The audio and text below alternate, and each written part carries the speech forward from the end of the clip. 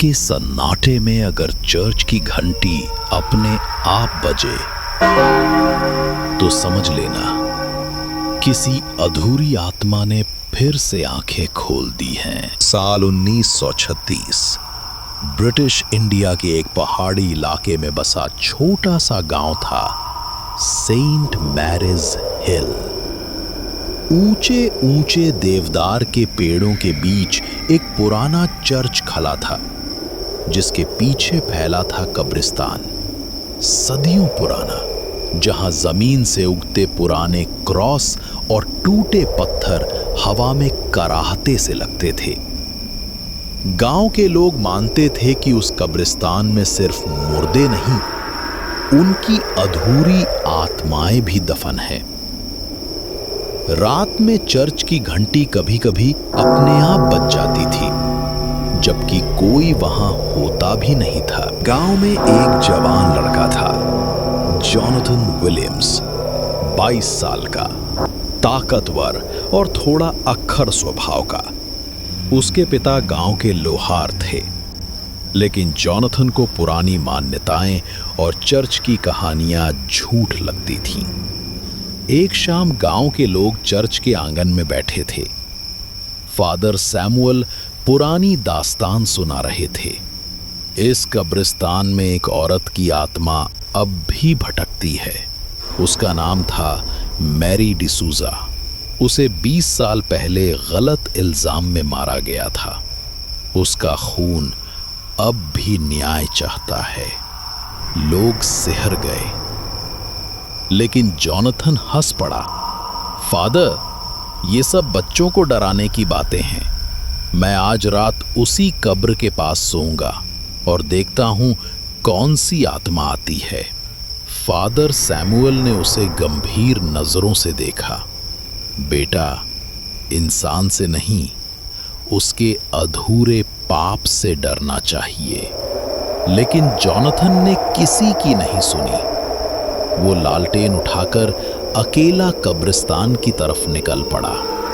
रात के 12 बजे बादलों में चांद छिपा था। कब्रिस्तान की हवा में ठंडक और नमी थी। कहीं दूर किसी उल्लू की आवाज गूंज उठी।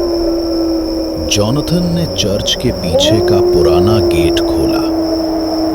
लकड़ी की चरमराहट ने सन्नाटे को तोड़ दिया। वो कब्रों के बीच से चलता हुआ एक जगह पहुंचा जहां एक नई सी कब्र थी। संगमरमर पर नाम खुदा था, मेरी डिसूजा। 1915 से 1935। वो मुस्कुराया। तो ये है तुम्हारी कहानी की नायिका। जिज्ञासा में उसने मिट्टी को हल्का सा हटाया। अचानक हवा का एक झोंका आया और लालटेन बुझ गई। चारों तरफ अंधेरा। फिर एक धीमी, कांपती आवाज आई। Why did you come here, Jonathan? वो पलट कर देखता है, कोई नहीं, लेकिन हवा में किसी के चलने की आहट थी। जॉनथन ने कांपते हाथों से लालटेन फिर से जलाई। कब्र पर खुदा नाम मिट चुका था। बस गीली मिट्टी पर कुछ लाल निशान, जैसे ताजा खून की बूंदें। अगली सुबह जॉनथन घर लौटा तो उसकी हालत अजीब थी। चेहरा सफेद, होंठ सूखे, आंखें फटी हुई। वो कुछ नहीं बोल रहा था। 3 दिन तक वो कमरे से बाहर नहीं आया। कभी नींद में चीखता, मैंने नहीं मारा, मैंने नहीं मारा उसे। फादर सैमुअल उसे देखने आए, बाइबल लेकर। जॉनथन चिल्ला उठा, फादर, वो मुझसे बदला लेने आई है। वो कहती है मेरा परिवार गुनहगार है। फादर सैमुअल ने उसे शांत करते हुए कहा, बेटा, अपने पापों का सामना करना ही मुक्ति है। बताओ क्या हुआ? कांपते हुए जॉनथन ने बताया कि उसे रात में हर बार एक औरत दिखती है, सफेद गाउन में, सिर झुका हुआ, आंखों से खून बहता हुआ। वो कहती है, तुम्हारे दादा ने मुझे चर्च के सामने फांसी दिलवाई थी, बेगुनाही की सजा दी थी मुझे। फादर सैमुअल ने गांव के पुराने रिकॉर्ड निकाले और सच सामने आया।